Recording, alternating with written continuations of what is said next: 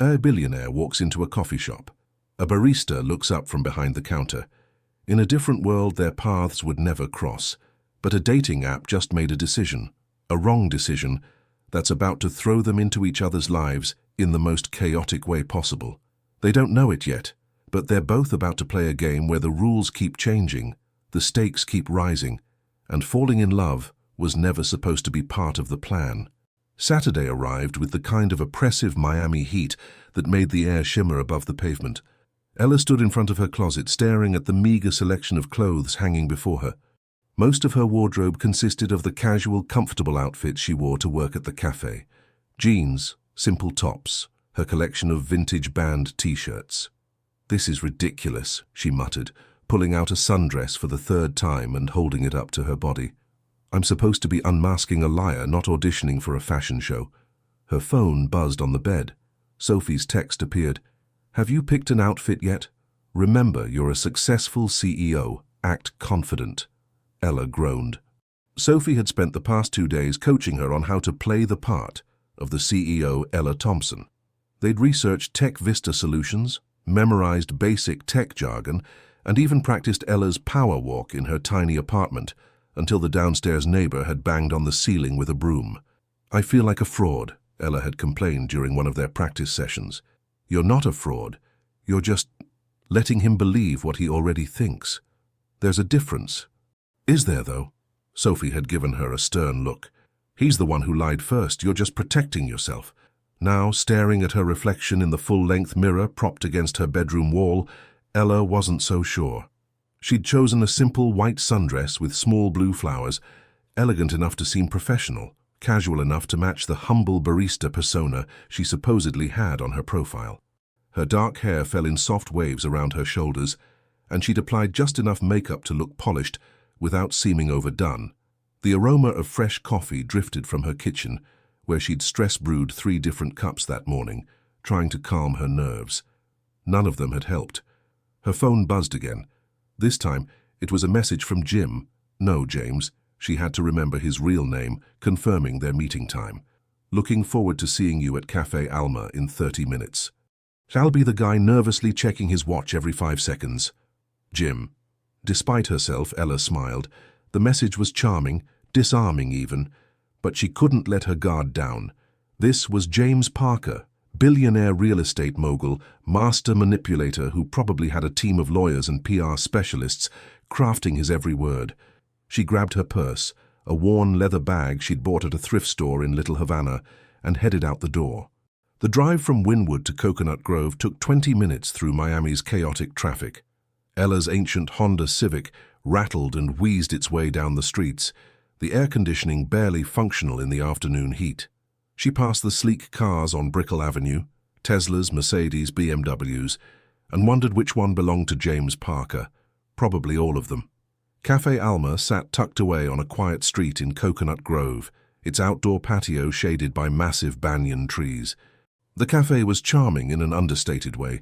Whitewashed walls covered in climbing bougainvillea, mismatched vintage furniture, the sound of a Spanish guitar drifting from hidden speakers. It was the kind of place Ella would actually love to visit under different circumstances. She spotted him immediately. James Parker sat at a corner table, wearing dark jeans and a simple blue button-down shirt, with the sleeves rolled up to his elbows. He did indeed keep checking his watch, and there was something endearing about the way he straightened the menu every few seconds, clearly nervous. For a moment, just a brief, dangerous moment, Ella forgot why she was here. He looked nothing like the polished billionaire from the magazine covers. He looked normal, human, even a little vulnerable. Then she remembered. This was an act. All of it. She took a deep breath, squared her shoulders the way Sophie had taught her, and walked toward the table. James looked up as she approached, and something flickered across his face.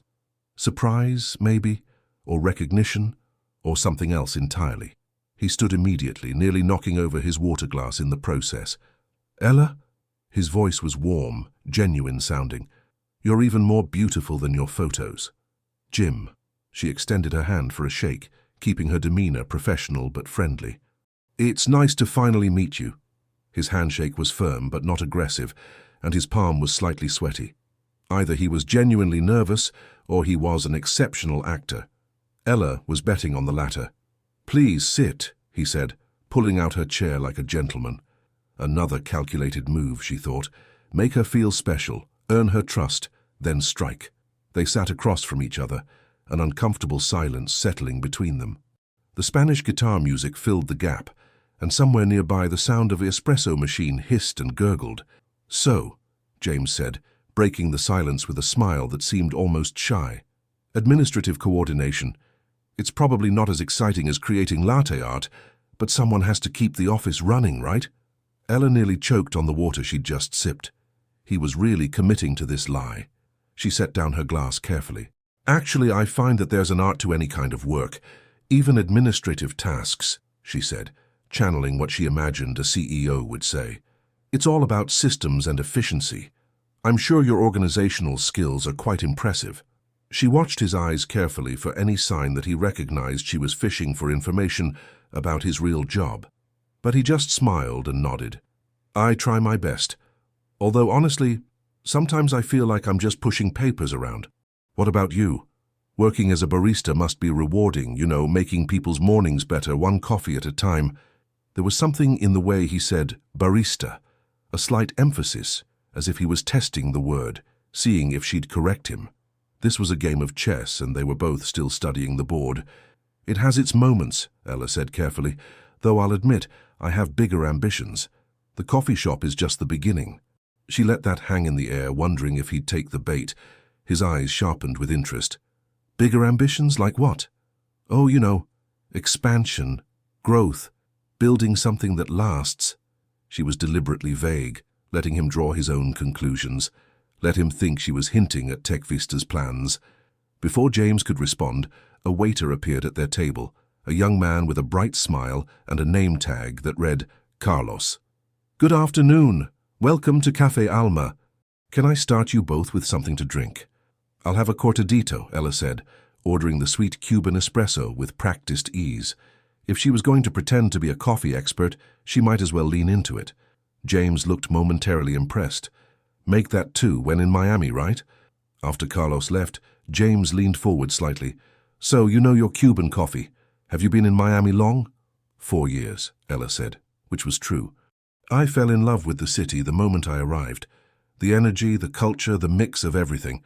It felt like a place where anything was possible." Also true. She was finding that the best lies were wrapped in truth. "I know exactly what you mean," James said, and for a second something genuine flickered in his blue eyes.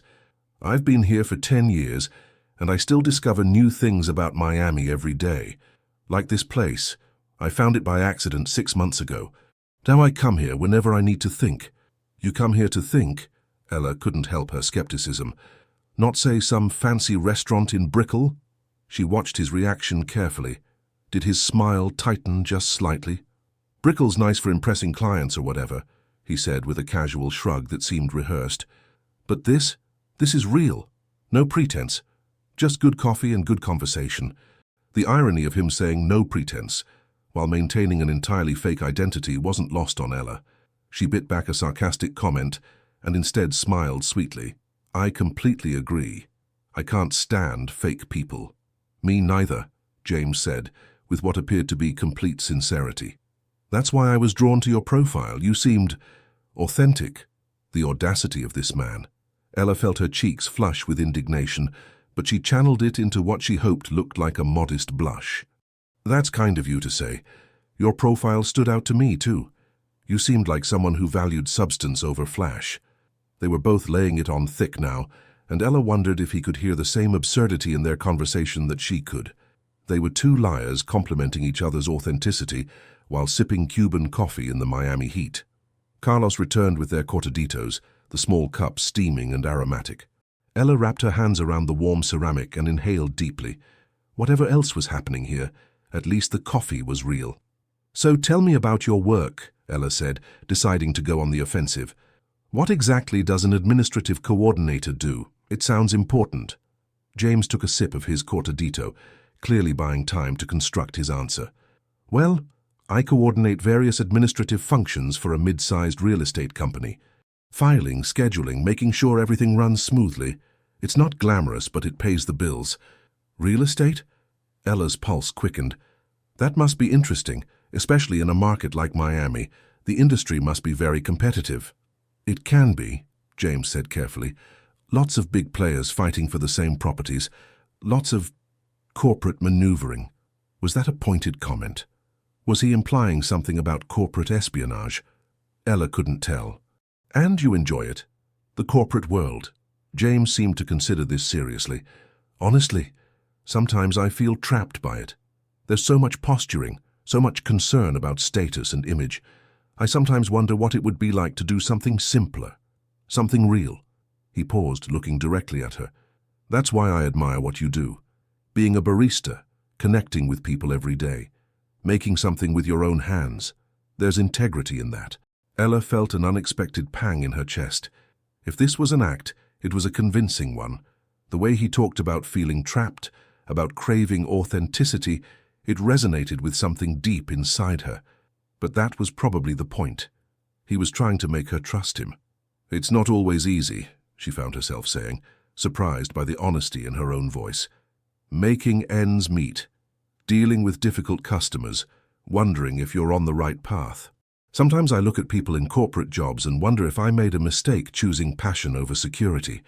You didn't, James said firmly, with such conviction that Ella looked up in surprise. The world has enough people chasing money. It needs more people chasing meaning. Their eyes met across the table, and for a suspended moment the game fell away. There was something raw in his expression, something vulnerable that didn't match the calculated billionaire she'd built up in her mind. Then her phone buzzed loudly on the table, shattering the moment. Sophie's name flashed on the screen with a text. Remember, he's lying about everything. Don't fall for it. Ella quickly flipped the phone face down, but not before James caught a glimpse of the message. His expression shuttered, walls going back up. Everything okay? He asked, his tone carefully neutral. Just my roommate being dramatic, Ella said with a forced laugh. She's very protective. That's good. Everyone should have someone looking out for them. James's smile didn't quite reach his eyes anymore. The ease between them had vanished, replaced by the careful dance of deception. Ella cursed Sophie's timing, even as she knew her friend was right. She couldn't let her guard down. So, James said, shifting gears, your profile mentioned you love art. Have you been to the Wynwood Walls? Of course he'd bring up Wynwood. One of her profile pictures had been taken there. But there was something else in the question, something probing. I have, Ella said. I actually live near there. The art scene is incredible. You live in Wynwood? James seemed genuinely surprised. That's a pretty hip neighborhood. Must be expensive these days. Was he trying to figure out if she could afford it on a barista's salary? Was he looking for proof that she was actually the CEO?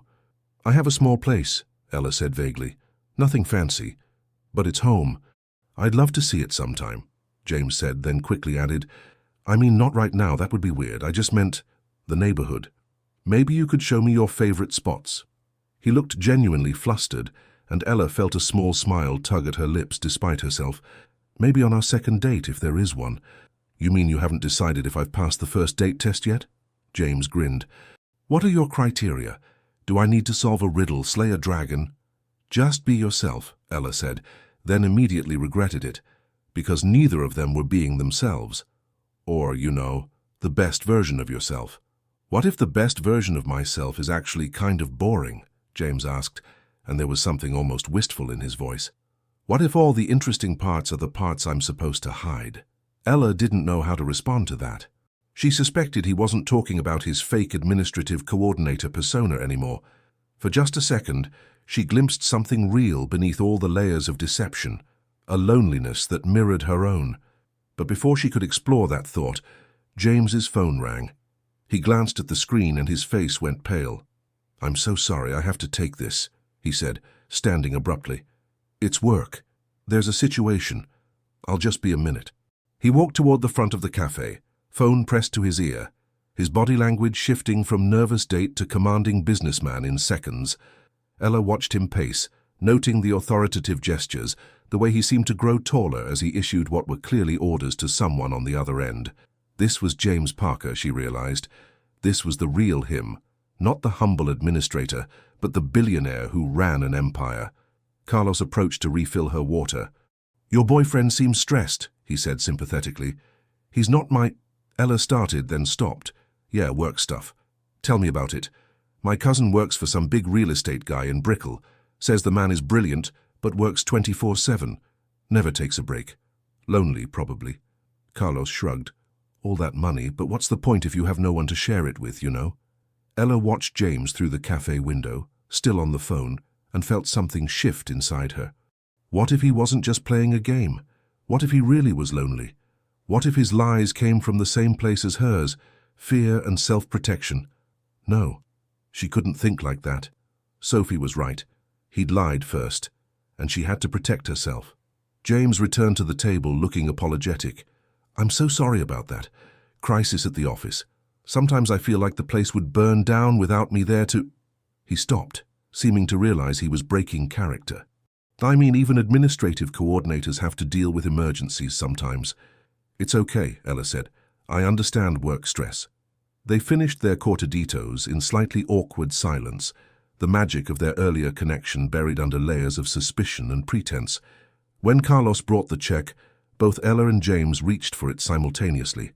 Their hands touched, and Ella felt an electric jolt that had nothing to do with deception and everything to do with chemistry. "Please let me," James said. "I asked you out." "Absolutely not," Ella insisted, channeling CEO energy. "We split it. I believe in equality." She watched him carefully. Would he insist, falling back on billionaire habits, or would he maintain his humble administrator facade? James seemed to struggle internally, then nodded. "Okay, equal partners, I like that." They split the check, each paying their share. As they left the cafe and stepped into the brutal Miami afternoon heat, James turned to her. "So, was this weird enough for a second date? Or should I try harder to be normal?" Despite everything, the lies, the suspicions, the absurdity of their situation, Ella laughed, really laughed. "It was definitely weird," she admitted. "But not bad weird, maybe interesting weird." "I'll take interesting weird," James said with a genuine smile. "How about next Saturday? There's this food truck event in Bayfront Park. Very casual, very unfancy. We could grab some food, walk around, pretend to be normal people for a few hours." "Normal people," Ella repeated, finding dark humor in the phrase. "Yeah, okay, let's pretend." They exchanged an awkward goodbye, a hug that lasted half a second too long, leaving both of them flustered, and went their separate ways. Ella climbed into her rattling Honda, cranked up the failing air conditioning, and sat there for a moment trying to process what had just happened. Her phone rang immediately. Sophie. "Well, how did it go? Did you expose him? Did he confess? Did you—" "Sophie," Ella interrupted, "I think we made a mistake." "What do you mean? Don't tell me you're falling for his act." "No, I mean, what if he's not the villain we think he is? What if he's just scared and lonely like everyone else?" "Ella Marie Thompson, don't you dare go soft on me now. He lied about his entire identity." "So did I," Ella practically shouted. "Or at least, I'm letting him believe a lie. How is that different?"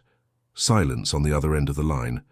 "Because—" Sophie started, then trailed off. "Okay, fine. You might have a point, but you can't trust him yet. You need to figure out his angle." "Why is he doing this?" "Maybe for the same reason I am," Ella said softly. "Maybe he's just tired of people wanting him for the wrong reasons." She said goodbye to Sophie and started the drive back to Wynwood, her mind spinning with confusion and something that felt dangerously close to hope. Across town, in the climate-controlled luxury of his Porsche, James Parker sat in the parking lot of Café Alma and tried to calm his racing heart. Margaret called him the moment he pulled out of the parking spot. "Well, did she take the bait? Did you find out anything about Tech Vista's plans?" "Margaret," James said slowly, "I think I made a mistake." "What kind of mistake? Did she recognize you?" "No, I mean, what if she's not who we think she is? What if the algorithm really did just mix up two different people?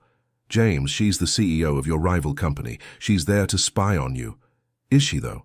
Because the woman I just had coffee with seemed like she genuinely loves making coffee, and is genuinely struggling to make ends meet, and is genuinely one of the most real people I've met in years." Margaret sighed heavily. "Or she's an excellent actress." "Maybe," James admitted. "But what if she's not?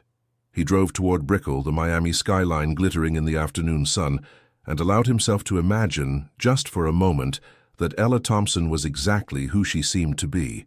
Not a corporate spy, not a manipulative CEO, just a barista who made incredible coffee and had the most genuine smile he'd seen in years. The thought both terrified and thrilled him. He'd agreed to a second date, another chance to expose her, another opportunity to prove his suspicions correct. But deep down, in a place he rarely acknowledged, James Parker hoped desperately that he was wrong.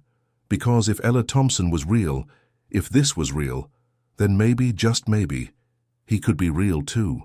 He just had to survive their mutual deceptions long enough to find out. The week between their first and second date crawled by with agonizing slowness.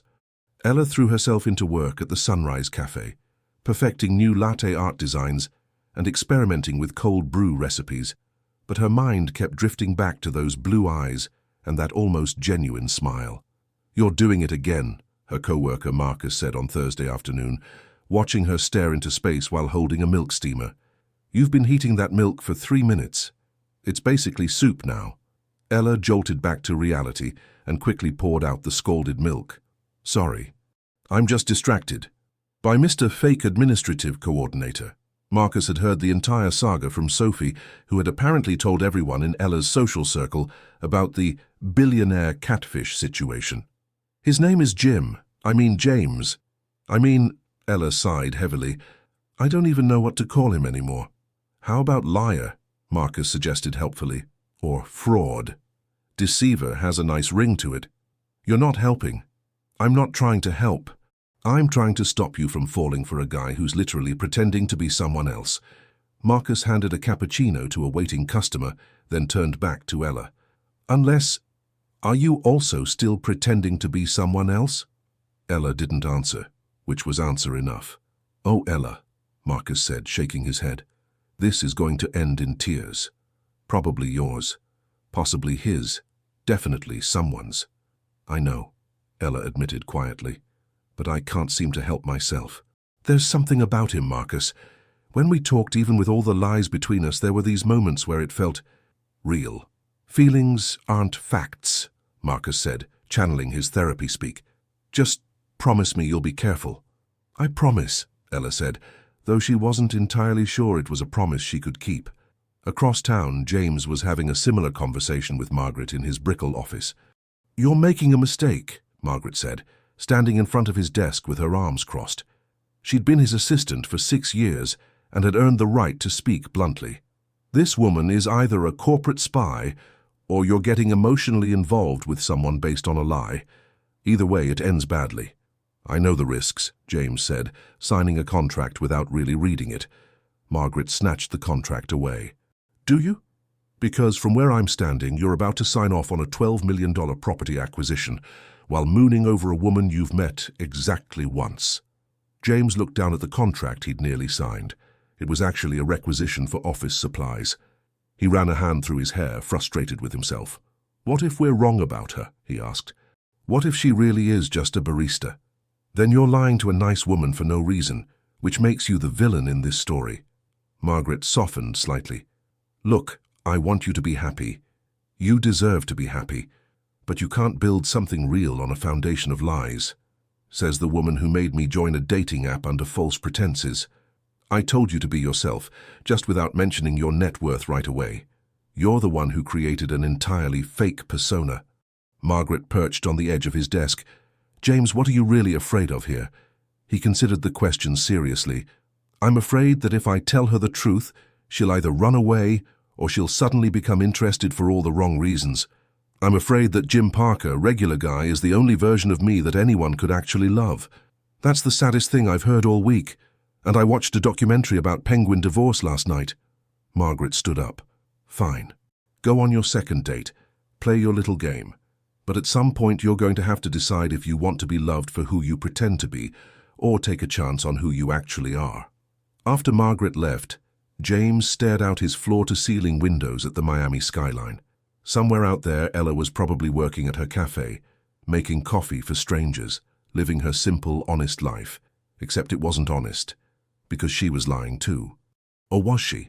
James pulled up the search results for both Ella Thompsons on his computer, comparing them side by side. The CEO looked polished, professional, formidable. The barista looked warm, genuine, approachable. They could be the same person in different contexts, or they could be two entirely different people who happened to share a name. He wanted desperately to believe in the second option. His phone buzzed with a text from Ella. "Still on for Saturday. Fair warning, I take food trucks very seriously. There will be strategic planning involved." James smiled despite his doubts and typed back, "I wouldn't expect anything less. Should I bring a map and color-coded sticky notes?" Her response came quickly. "Only if you want to be my favorite person. See you at 2 p.m. by the Bayfront Park entrance?" "It's a date," he confirmed, then stared at those 3 words on his screen. It was a date. A second date built on mutual deception and growing feelings that neither of them could quite control. What could possibly go wrong? Saturday arrived with unexpected cloud cover, offering blessed relief from the usual Miami sun. Ella stood at the entrance to Bayfront Park, wearing denim shorts and a flowy coral top that Sophie had insisted said CEO trying to look casual, not barista being casual. "There's a difference?" Ella had asked. "Huge difference, trust me."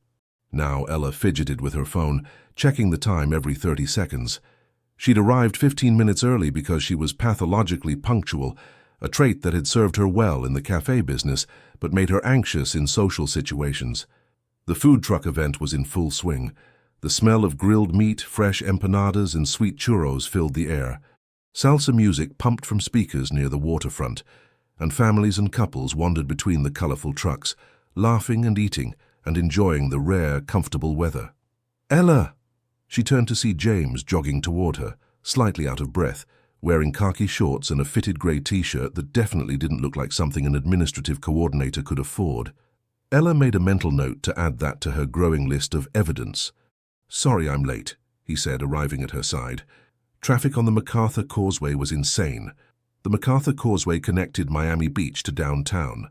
Why would an administrative coordinator who supposedly lived in a modest neighborhood be coming from Miami Beach? Another note for the evidence list. "No problem," Ella said with a smile that felt only slightly forced. "I was just admiring the setup. They have at least 20 trucks here." 23, James corrected, then caught himself. I counted while I was walking over." "You counted the food trucks?" "I like to be thorough." He shoved his hands in his pockets, looking adorably nervous. "Okay, that sounded weird. Can we start over?" "Hi, I'm Jim, and I'm definitely not the kind of person who counts food trucks." "Hi, Jim," Ella said, emphasizing his fake name slightly. "I'm Ella, and I absolutely am the kind of person who counts food trucks." "So we're already incompatible." They stared at each other for a moment, then both burst out laughing. The tension broke, and suddenly things felt easier. "Okay," James said, pulling out his phone. "So, I may have done some research on the trucks that would be here today, and I've created a strategic route that maximizes our sampling while minimizing walking distance and wait times." He showed her his phone screen, which displayed a detailed map with numbered locations and time estimates. Ella's jaw dropped. "You made a spreadsheet for food trucks. Is that too much?" James looked genuinely concerned. "Margaret, my co-worker, says I have a problem with over-planning." "No, it's—" Ella caught herself. She'd been about to say it was exactly what a CEO would do, but she was supposed to be impressed as a barista, not recognize executive-level organizational skills. "It's actually kind of sweet. Weird, but sweet." "I'll take weird and sweet," James said with a grin. "Shall we begin the food truck tour?" They started with a Venezuelan arepa truck, where James insisted on paying despite Ella's protests. As they waited for their order, Ella decided to test him. "So, you work in real estate, right? Administrative stuff." "That's right." James's expression remained carefully neutral. "What's that like? I mean, Miami real estate must be crazy. All those big developments, the foreign investors, the luxury condos." She watched him carefully. "Do you ever interact with the big players, the developers?" James's jaw tightened almost imperceptibly. "Sometimes. Mostly I just file their paperwork, nothing glamorous. Still, you must hear things. Office gossip. Big deals coming through." She was pushing now, seeing how far he'd go to maintain the lie. "Ella," James said quietly, Interviewing me. She felt her cheeks flush. What? No, I'm just making conversation. Because it feels like you're interrogating me about my job. His blue eyes searched hers. Is there something you want to ask me? Yes, she wanted to scream. Why are you lying? Who are you really? Why does my heart race every time you smile? I'm just interested in what you do, she said instead. Is that a crime? No, James said slowly. But it feels like you're looking for something. Like you're trying to catch me in a lie. The irony was so thick, Ella could taste it. Here they were, two liars accusing each other of deception, both technically correct and both completely missing the point. Order for Jim, the food truck vendor called out, saving them from the uncomfortable moment. They took their arepas, his with shredded beef, hers with black beans and plantains, and found a spot on the grass overlooking Biscayne Bay. The water sparkled grey-blue under the cloudy sky, and a cruise ship was pulling out of the port in the distance. I'm sorry, Ella said after they'd both taken a few bites. You're right, I was being weird. I've just had some bad experiences with people who weren't who they claimed to be. This, at least, was true. Her father, her ex-boyfriend who'd secretly been married. She had trust issues with good reason. James set down his arepa and turned to face her fully. I understand that. I've had similar experiences. People who wanted something from me that I couldn't give them, or wouldn't give them. What did they want? Ella asked softly. Something I didn't have, James said, and there was real pain in his eyes. Or something I had too much of, depending on how you look at it.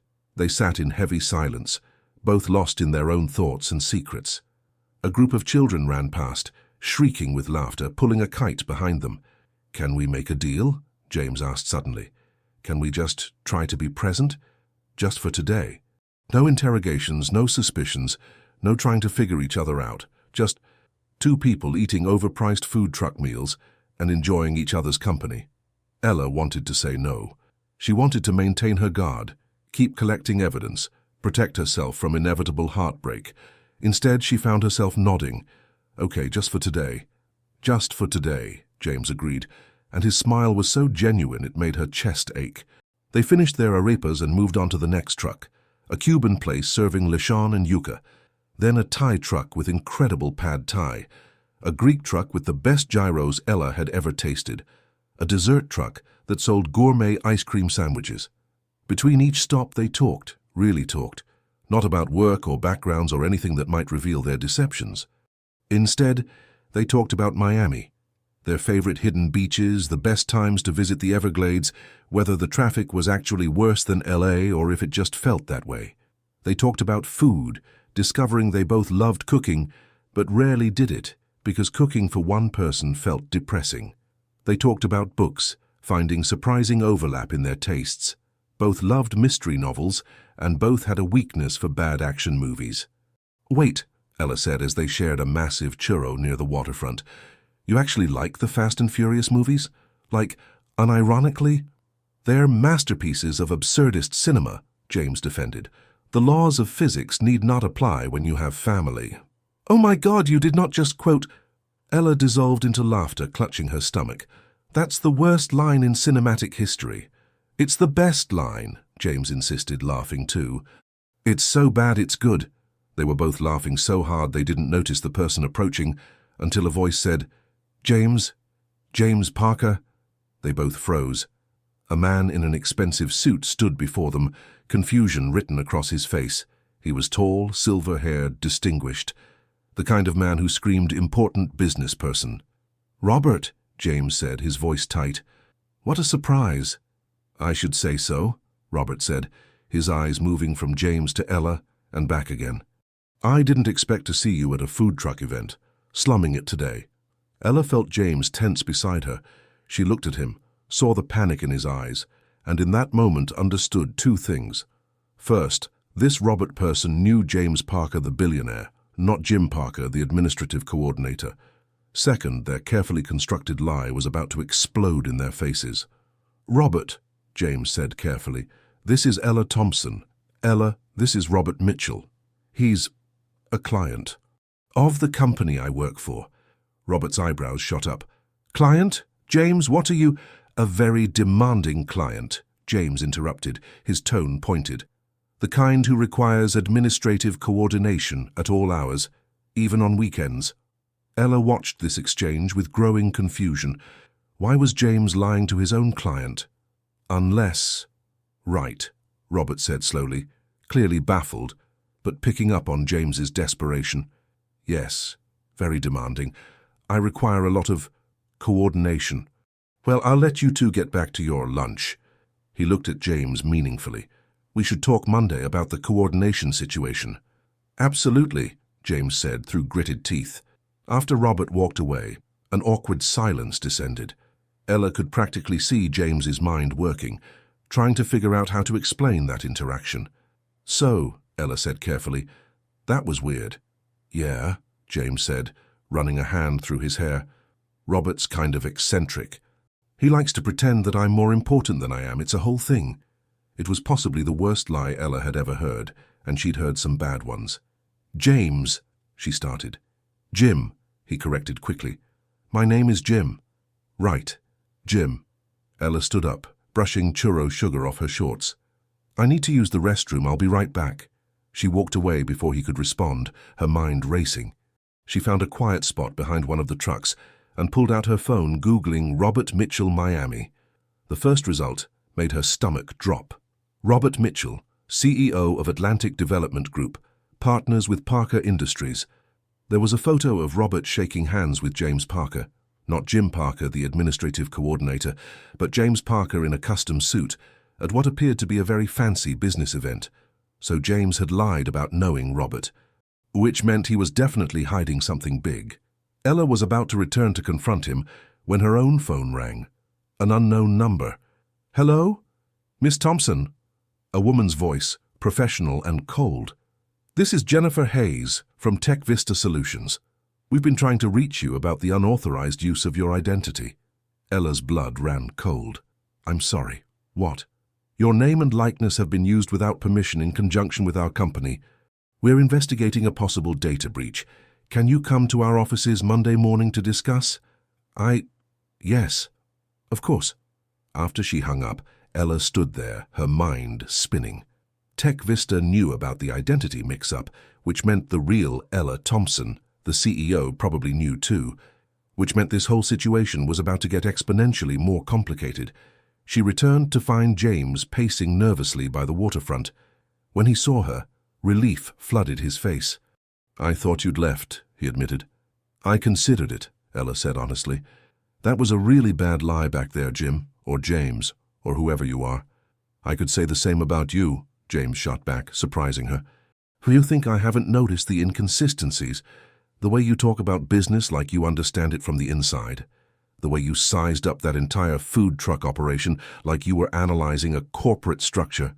They stared at each other, the truth hovering between them like a third presence. So what do we do? Ella asked quietly. Keep pretending? Keep lying? I don't know, James admitted, but I know I don't want to stop seeing you. Even though you don't trust me. Even though I don't trust you, he confirmed. Do you trust me? Not even a little bit. Then we're even.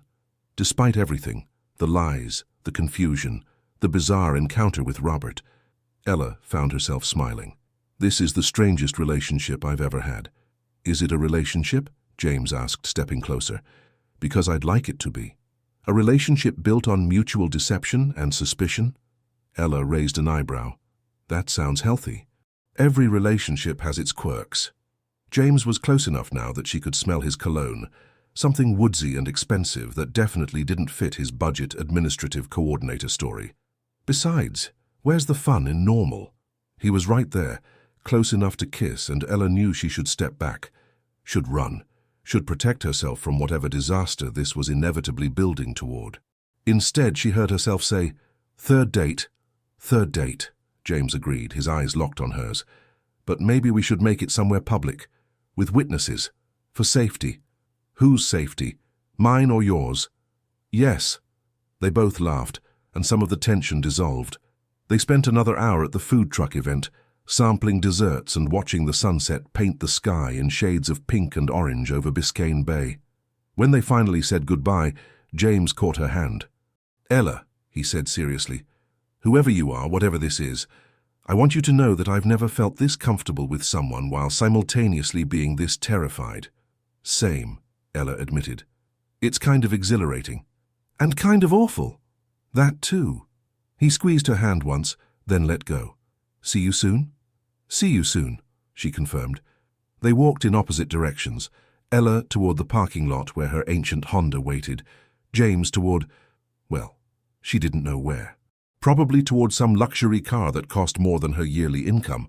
As Ella drove home through the Miami streets, now dark and glittering with city lights, she replayed the day in her mind. The laughter, the almost kiss, the moment with Robert that had nearly exposed everything. She thought about the phone call from Tech Vista, about Monday morning's meeting, about how this entire house of cards was about to collapse.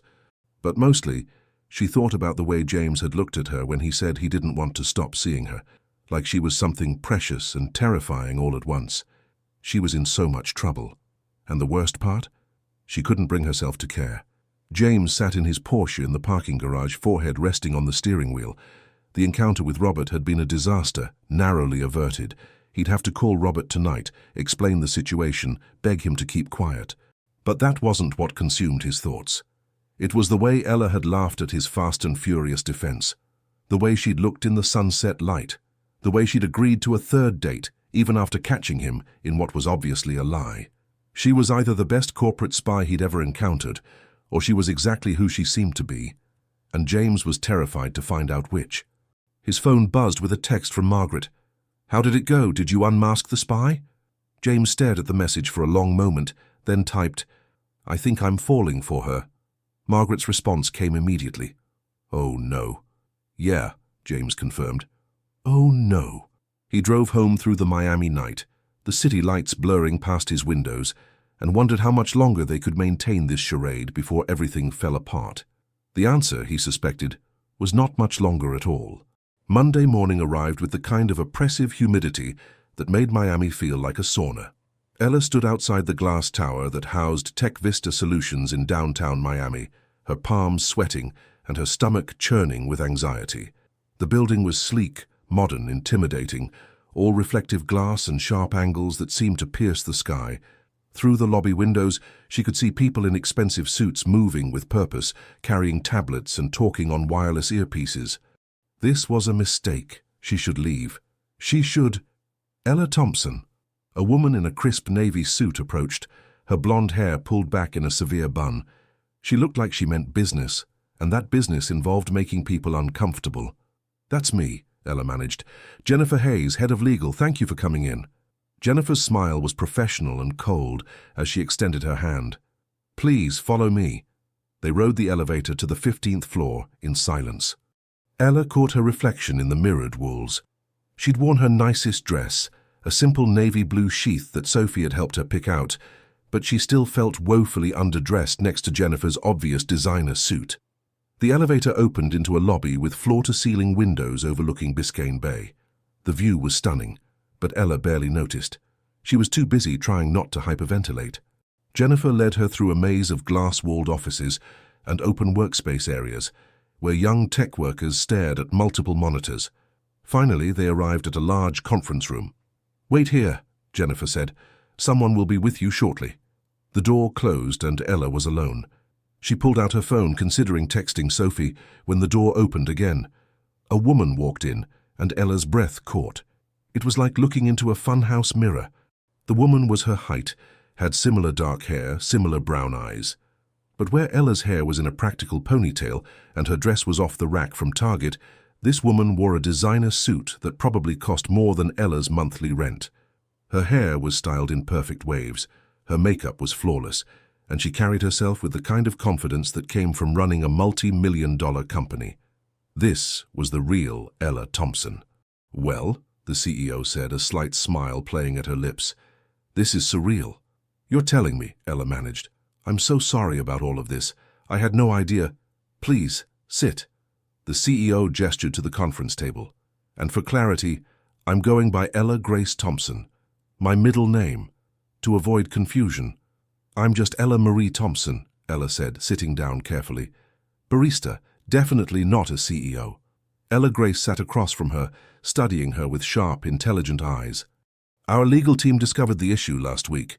The HeartSync algorithm pulled data from both of our online profiles and created some kind of hybrid. Your coffee shop social media, my business profiles, all mixed together. I really am sorry. Don't apologize, it's not your fault. Ella Grace leaned back in her chair. Actually, it's kind of fascinating from a data science perspective. The algorithm saw enough similarities, age, location, first and last name, and just merged us into one super profile. Have you been getting weird matches too? Ella asked hesitantly. A slight blush colored Ella Grace's cheeks. I may have matched with a very confused marine biologist who thought I was an underwater photographer. We had one very awkward coffee date where neither of us could figure out why we'd matched. Despite the tension, Ella laughed. Did you tell him the truth? Eventually. He was actually very sweet about it. We're getting dinner this Friday. Ella Grace's smile turned genuine. But that's not why you're here. Jennifer mentioned you've been using the app. Have you matched with anyone? Ella hesitated. Should she mention James? Would that make things more complicated? I matched with someone, she admitted carefully, but there's been some confusion about who I am. He might think I'm you. Ella Grace's eyebrows rose. Really? Who? His profile said Jim Parker, but I think his real name might be James Parker. The color drained from Ella Grace's face. James Parker? As in Parker Industries James Parker? You know him? Know him? Ella Grace laughed, but there was no humor in it. He's one of my biggest competitors. We've been fighting for the same clients for months. He thinks I'm trying to steal his business model. Are you? Of course not. We're in completely different sectors. He does traditional real estate development. I do property management software. But he's convinced I'm out to destroy him. Ella Grace leaned forward. Wait, if he matched with me on HeartSync, does he think you're me? I think so, Ella admitted. And I think he's been pretending to be a regular administrative coordinator instead of a billionaire. Why would he do that? Maybe for the same reason I've been letting him think I'm a CEO, Ella said quietly. We're both scared and both lying and both too stubborn to admit the truth. Ella Grace was quiet for a moment. Then she started laughing. Really laughing. Oh my God, this is incredible. You're dating my rival under false pretenses. He's dating you under false pretenses. And you're both pretending to be each other while actually being yourselves. This is the most Miami thing I've ever heard. It's a disaster, Ella said, but she was smiling too. It's a romantic comedy, Ella Grace corrected. A really complicated one. So what are you going to do? I don't know, tell him the truth, I guess, although that means admitting I've been lying too. Or, Ella Grace said thoughtfully, we could have some fun with this. What do you mean? Before Ella Grace could answer, Jennifer poked her head in. Sorry to interrupt, but we have a situation. James Parker is here. Says he has an urgent meeting with you about competitive practices. Ella Grace and Ella looked at each other, identical expressions of panic crossing their similar faces. He's here, Ella squeaked. Right now? Apparently he's been trying to get a meeting with me for weeks, Ella Grace said. I've been avoiding him because I assumed he wanted to yell at me about market share. She stood up. Okay, new plan. You stay here. I'll handle James Parker. Wait, what? No, I should leave. And miss the chance to watch me confront your boyfriend about corporate espionage? Not a chance. Ella Grace grinned. Besides, I want to see what kind of man makes you willing to pretend to be a CEO. Before Ella could protest further, Ella Grace swept out of the conference room. Ella sat frozen, torn between fleeing and staying, to watch what promised to be either the most embarrassing or the most entertaining moment of her life. Curiosity won. She crept to the door and peered out through the glass wall. Down the hallway she could see Ella Grace approaching a figure in the lobby. James. He wore a perfectly tailored charcoal suit that probably cost more than Ella's car.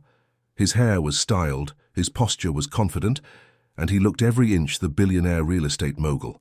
This wasn't Jim Parker, the nervous administrative coordinator who counted food trucks. This was James Parker, CEO of Parker Industries. And he looked furious. 20 minutes earlier, James had been in his own office in Brickell, trying and failing to focus on a property acquisition in Coral Gables. His mind kept drifting to Ella, the way she'd laughed at the food truck event, the way she'd agreed to see him again, despite clearly not trusting him. He'd been about to text her when Margaret had burst into his office. "We have a problem," she'd announced. HeartSync just sent out a security notification. Apparently there's been a data breach affecting user profiles. They're recommending everyone verify their account information. James had logged into the app immediately, his stomach sinking as he read the notification.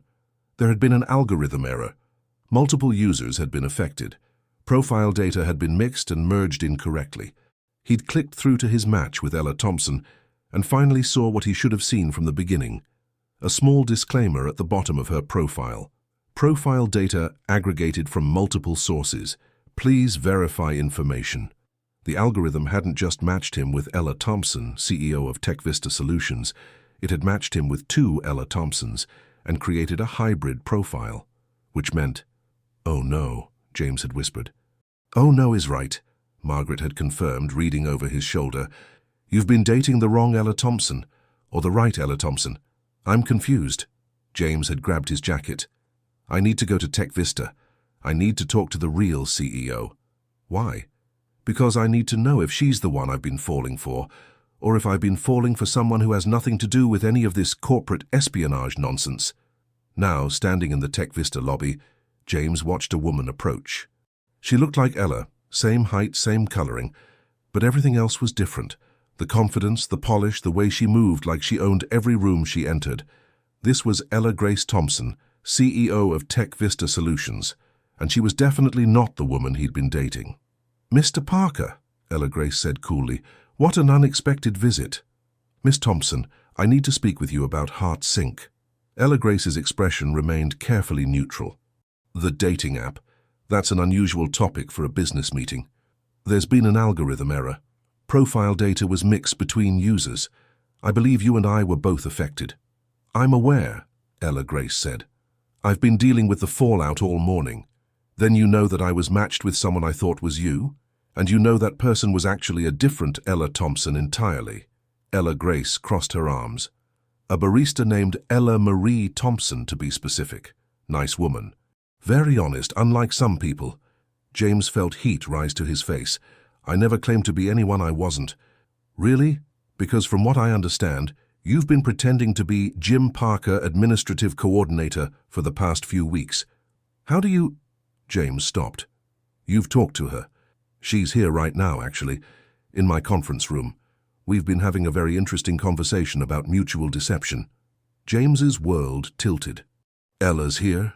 The real Ella?" "Define real," Ella Grace said with a slight smile. "Because from where I'm standing, she's more real than either of us. She doesn't pretend to be something she's not." "Except she's been pretending to be you," James pointed out. "Only because you gave her no choice. You showed up to your first date already lying about your identity." "What was she supposed to do?" They stared at each other, two CEOs who were used to winning arguments, both suddenly realizing they were in the wrong. "I need to talk to her," James said quietly. "Please." Ella Grace studied him for a long moment. "Fine. But Mr. Parker, if you hurt her, algorithm error or not, I will make your life very difficult. She and I may share a name, but I'm very protective of people who get caught in crossfire that isn't their fault." "Noted," James said. Ella Grace led him down the hallway to the conference room. Through the glass wall, James could see her, the real her. Ella Marie Thompson, barista, coffee enthusiast, the woman who'd made him laugh harder than he had in years. She wore a simple navy dress, her hair in a ponytail, no designer labels or expensive accessories. She looked nervous and beautiful, and absolutely terrified. She looked like everything he'd been searching for.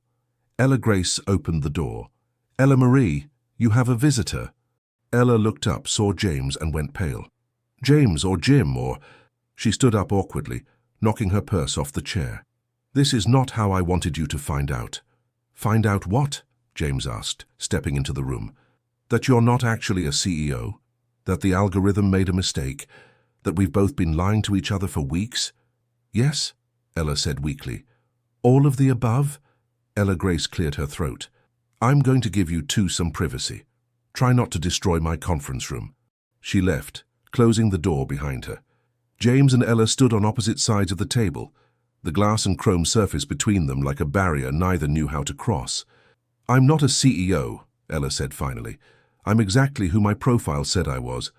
A barista. I work at a cafe in Wynwood. I make coffee and I stress bake and I drive a 15-year-old Honda that sounds like it's dying every time I start it. I know, James said. You know? I figured it out. Or suspected anyway.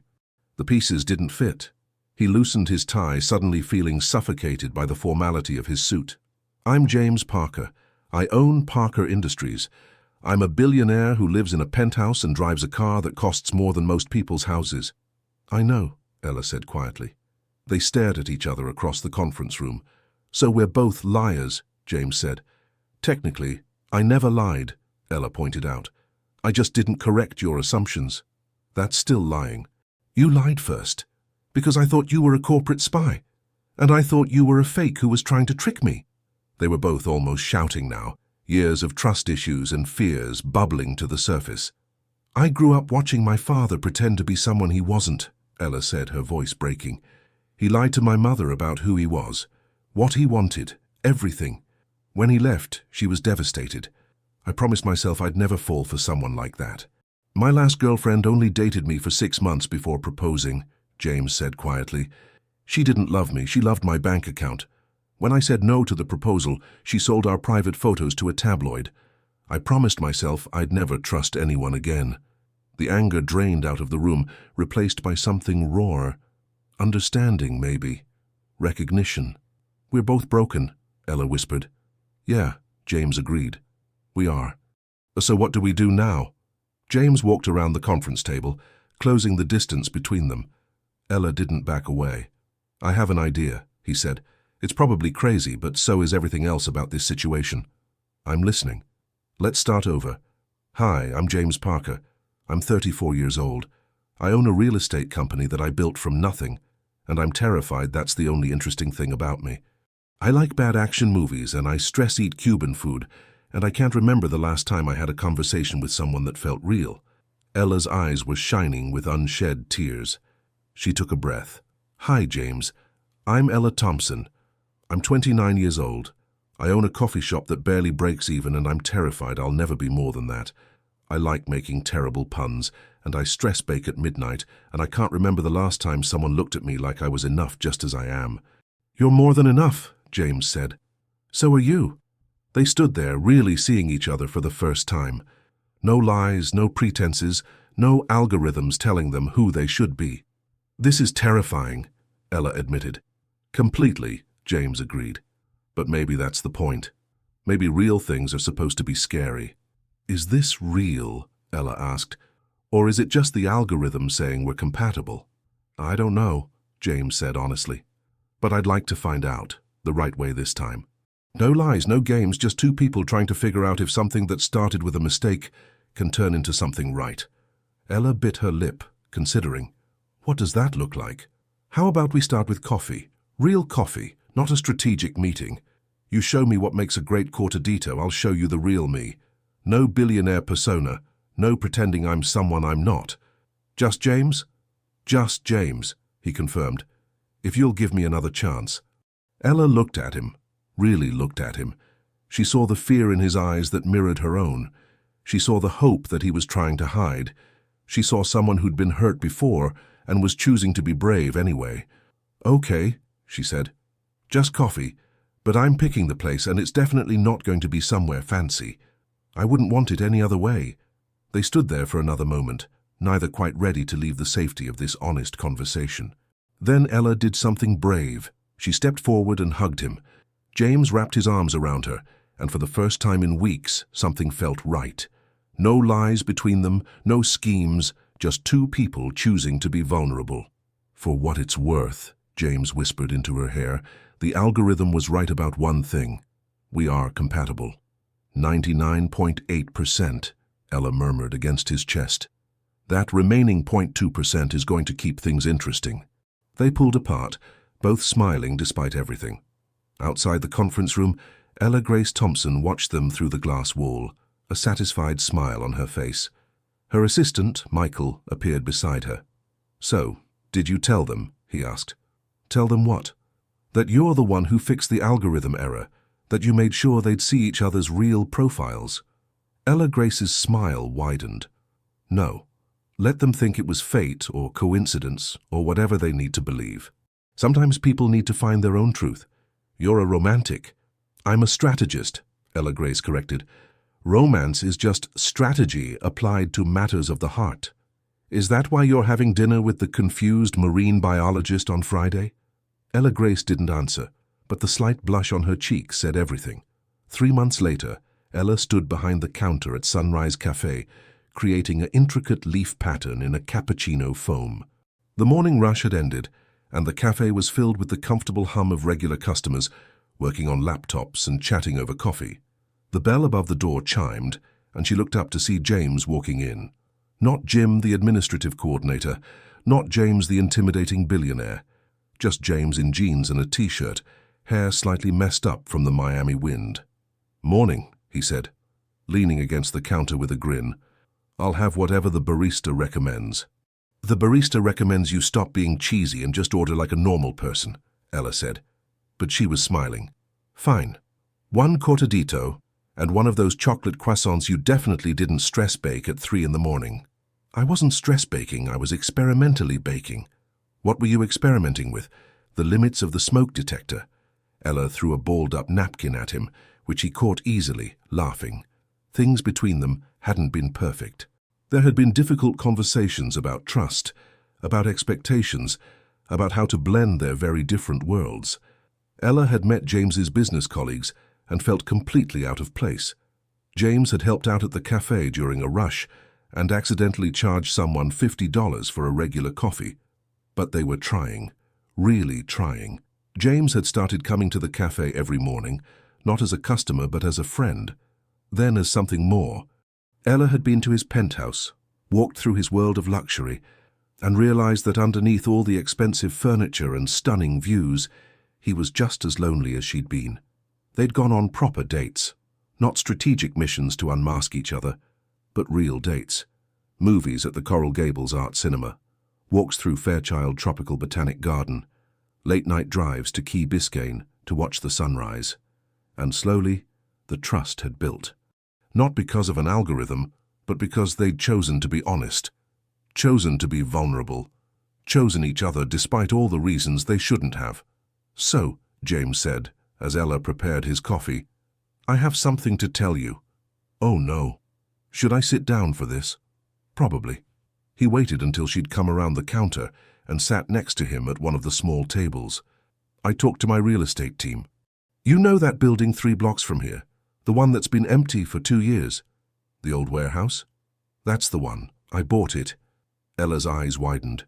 "You bought a warehouse? Why?"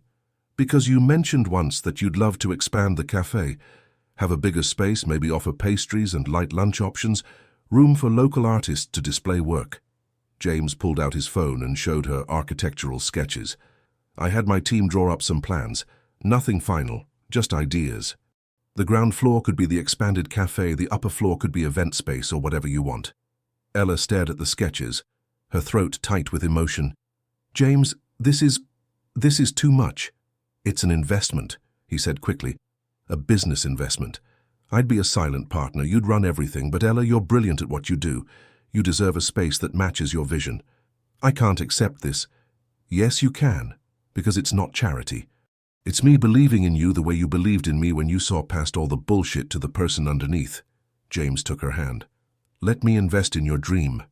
Ella looked at the sketches, then at James, then back at the sketches.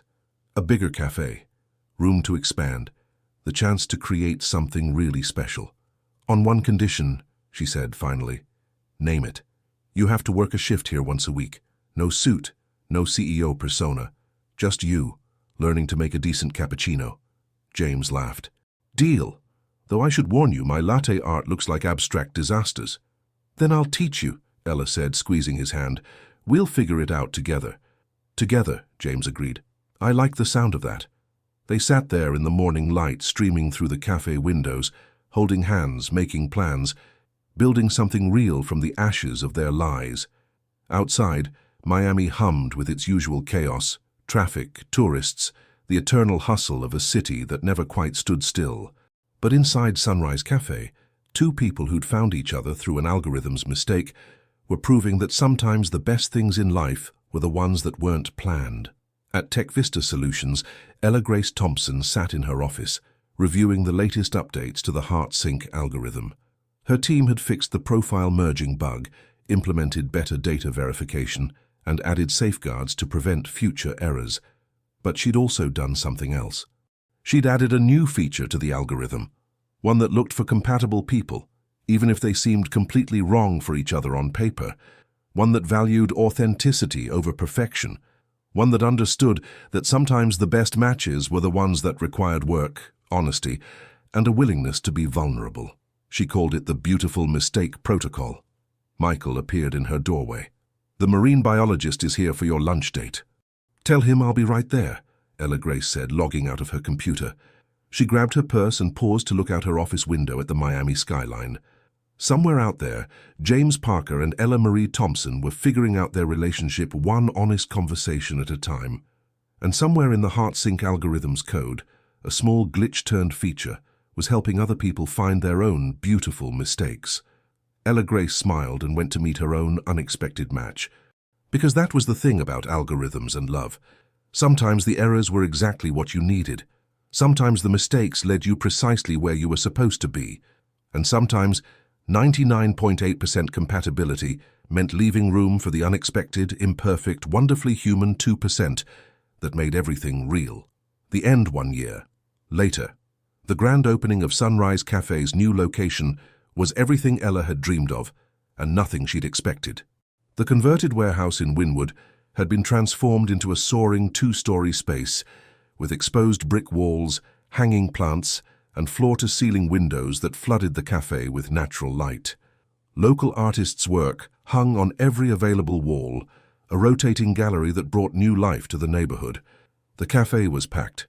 Regular customers mixed with new faces, all curious about the expansion. Sophie worked the main counter with 2 new hires, all of them wearing matching aprons with the Sunrise Cafe logo. A coffee cup with a sunrise, naturally. Marcus managed the pastry section, showcasing the croissants, muffins, and elaborate cakes that Ella had perfected through countless nights of experimental baking. And behind the espresso machine, attempting to create latte art that didn't look like abstract disasters, stood James Parker. "This leaf looks like a blob," he said, frowning at his creation. "That blob is perfect," Ella said, wrapping her arms around his waist from behind. "Someone will love that blob. You have to say that. You're contractually obligated to support my terrible coffee art." "Not contractually, romantically obligated. There's a difference." James turned in her arms, setting down the steaming cup. "Have I told you today that I'm proud of you?" "Only 3 times." "Well, now it's 4. This place is incredible, Ella. You're incredible." They kissed right there behind the counter, while Sophie made exaggerated gagging noises and customers applauded. The door opened, and Ella Grace Thompson walked in, accompanied by a handsome man in casual clothes with sun-bleached hair, the marine biologist, now her fiancé. "Congratulations," Ella Grace said, hugging her name twin. "The space looks amazing." "Thanks for coming," Ella said. "And for, everything. The algorithm error, the intervention, all of it. What can I say? I have excellent matchmaking skills." Ella Grace grinned. "Who knew corporate espionage paranoia would lead to true love?" "We prefer to call it a strategic romantic misunderstanding," James said. "That's the most CEO thing I've ever heard you say," Ella Grace teased. They all laughed, and as Ella looked around her cafe at the customers, the art, her friends, and the man who'd started as a lie and become her truth, she felt overwhelming gratitude for every mistake that had led her here. Her phone buzzed with a notification, the HeartSync app, which she'd kept as a memento even though she'd stopped using it months ago. HeartSync memory. 1 year ago today, you matched with James Parker. Compatibility, 99. Sent status, still together. The algorithm's comment. "See, we told you so." Ella showed the notification to James, who laughed and pulled her close. 99.8%, he murmured. "I wonder what that 0.2% is." "Probably your terrible latte art," Ella said, "or your stress baking at 3 a.m., or your habit of turning every conversation into a business strategy, or your inability to throw away empty coffee bags." They were both laughing now, cataloguing each other's quirks and imperfections, all the things that made up that 0.2%, all the things that made them human and real and perfectly imperfect together. because that was the secret the algorithm had accidentally discovered. True compatibility wasn't about being 99.8% the same. It was about finding someone who loved you for the 0.2% that was different, difficult, and beautifully honestly you. And sometimes the best love stories started with a mistake.